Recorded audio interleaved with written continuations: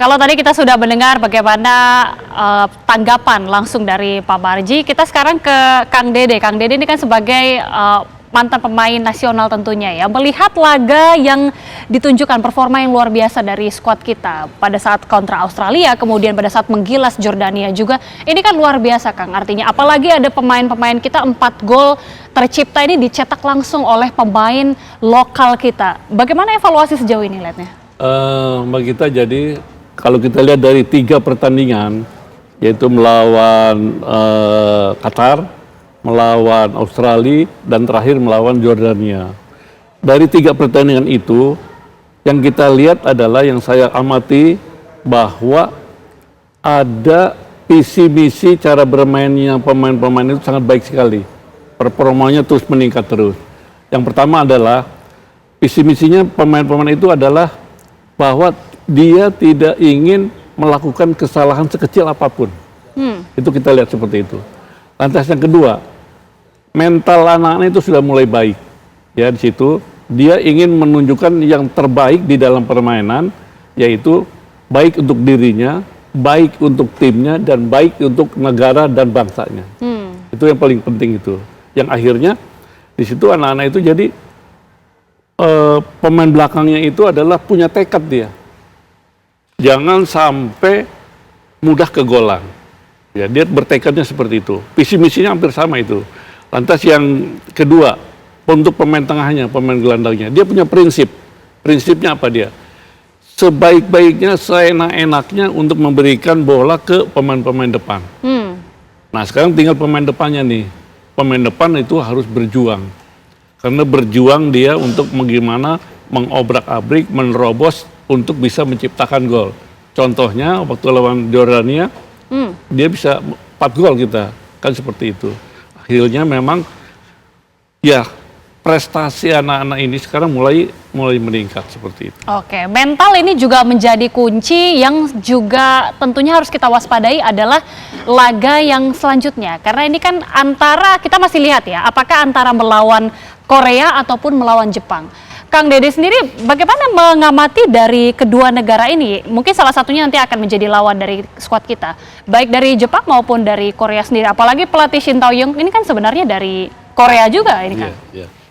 Jadi begini, Korea dengan Jepang memang levelnya memang sudah di atas dia, di atas Indonesia. Tetapi kalau kita lihat penampilan anak 3 pertandingan itu, saya rasa anak-anak itu tidak perlu takut. Karena memang bermainnya sudah baik anak-anak ini. Memang mental itu yang utama. Jadi jangan melihat Jepangnya, jangan melihat Koreanya. Yang penting anak-anak itu punya mental bertanding, kerja keras, punya kualitas sebetulnya anak-anak ini bisa bermain dengan baik. Jadi jangan kalah sebelum bertanding. Jangan kalah sebelum bertanding. Iya, begitu Mbak Gita. Oke, Pak Marji, ini kan tentunya dari tim analisis tentunya sudah mengamati bagaimana kekuatan dan juga kelebihan dari lawan kita antara 2 negara itu yang nanti akan menjadi lawan Jepang dan juga Korea.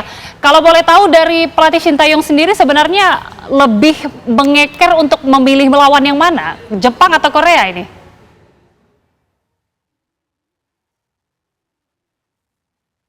Pak Marji? Halo? Oh iya, Pak Marji belum di-unmute, Pak. Silakan. Iya. Ya, oke. Iya, sorry.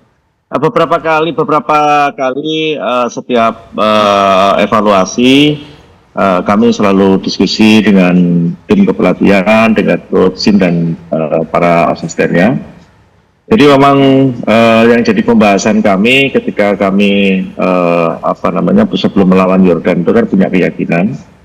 Dan keyakinan itu tentu kan berkaitan dengan lawan yang akan dihadapi, entah itu Jepang atau Korea.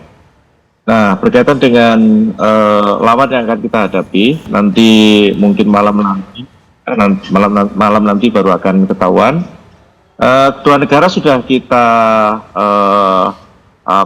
sudah dianalisis ya, karena memang kan kuncinya ada di situ kan. Sudah dianalisis bagaimana pemain daripada Jepang ini seperti apa, Korea ini seperti apa, termasuk bagaimana kelebihan dan kekurangannya itu seperti apa. Dan kami bersama-sama dengan tim kepelatihan langsung datang, hadir, nonton di stadion ketika Korea bermain, ketika Jepang juga bermain, sehingga di samping kita melihat dari video-video yang ada dan dianalisis, kita juga langsung datang sehingga bisa tahu persis lah ada plus minusnya ada di mana, hingga nanti ketika dipastikan siapa yang menjadi lawan kita, tinggal nanti malam bisa dimatangkan, besok pagi lebih dipertajam kembali. Setelah itu baru kita akan menentukan strateginya seperti apa untuk bisa disampaikan kepada para pemain, baik itu di saat di classroom maupun pada saat di lapangan gitu. Jadi kondisi yang ada itulah yang betul-betul nanti akan kita pertajam kembali untuk bisa lebih detail tahu lawan yang akan kita hadapi. Oke, yang tentunya kita juga akan menantikan pertandingan pada malam hari ini, karena siapapun yang menang ini akan menjadi lawan dari skuad kita untuk pertandingan selanjutnya. Yang menarik juga ini Pak Barji, ini adalah pelatih Shin Tae-yong sendiri, karena kan kita tahu bahwa kontrak ini sebentar lagi sudah habis. Nasibnya ini juga sepertinya akan sangat ditentukan. Bagaimana ini ke depannya dari pelatih Shin Tae-yong ini?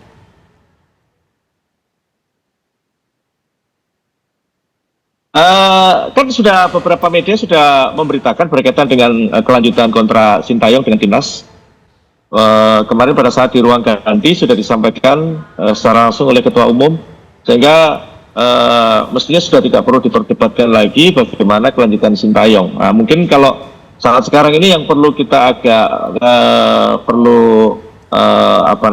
tunggu adalah bagaimana Nathan bisa kembali bergabung, karena kemarin kan Nathan kan kembali ke Belanda, saya ke Jakarta, Nathan ke Belanda ke klubnya, dan federasi lagi berupaya semaksimal mungkin agar supaya Nathan bisa gabung dengan timnas kembali, seperti itu. Oke, Kang Dede, ini seberapa signifikankah mengenai pelatih ini? Tentunya sangat berperan besar akan untuk laga selanjutnya. Kalau dari pandangan Kang Dede seperti apa? Pandangan saya Shin Tae-yong sekarang ini di usia 23 ini diterapkan dia berbeda dikala memegang tim senior. Di usia U23 ini cara bermainnya itu berani terbuka dan berani menekan di daerah lawan sendiri. Terbiasanya Shin Tae-yong itu begitu menyerang gagal langsung kembali ke belakang. Nah, ini di event usia 23 ini dia berbeda sama sekali. Makanya hasilnya kelihatan sekali seperti itu, bahwa main bola ya seperti itu, harus berani menyerang dan berani menekan di daerah lawan itu sendiri. Jangan habis gagal terus kembali lagi ke daerah kita. Itu yang sangat lawan bisa menyerang ke kita seperti itu. Makanya untuk yang ini Shin Tae-yong berbeda sekali, bahwa dia bermainnya anak-anak ini berani lepas dan berani menekan di daerah lawan sendiri. Oke, ini kan tadi kalau Pak Barji mengatakan tim analis sendiri sebenarnya sudah memetakan baik dari Jepang maupun dari Korea ini apa saja kelebihan dan juga kekurangan masing-masing yang nantinya ini bisa digunakan sebagai strategi untuk kedepannya pada saat nanti akan kontra melawan skuad Garuda sendiri. Apa yang sebenarnya harus diwaspadai dari para lawan-lawan ini nanti? Kita tahu bahwa Korea dan Jepang dia adalah pemain-pemainnya punya speed, skillnya bagus, kan seperti itu. Tetapi kita tidak boleh takut, tidak boleh gentar, tidak boleh khawatir dengan kondisi yang nama besar Korea maupun Jepang. Karena kalau kita lihat tadi, saya lihat mengamati bahwa di 3 pertandingan itu penampilan anak-anak itu luar biasa. Terutama pemain-pemain yang lokal itu sendiri, mulai dari penjaga gawang, ada Adi, lantas di belakang ada Ferrari dengan Ricky Ridho, lantas di tengah ada Marcelino, ada Witan di depan, ada bisa dimainkan juga ada di Komang, kan seperti itu. Sangat baik sekali pemain-pemain lokal kita. Jadi sebetulnya kita tidak perlu takut atas nama besar Korea dan Jepang. Ya. Seperti itu. Oke, nanti kita juga akan tanyakan bagaimana sebenarnya strategi langsung untuk menghadapi tentunya para wakil dari Asia Timur ini usai jeda pemirsa, saat lagi kami kembali.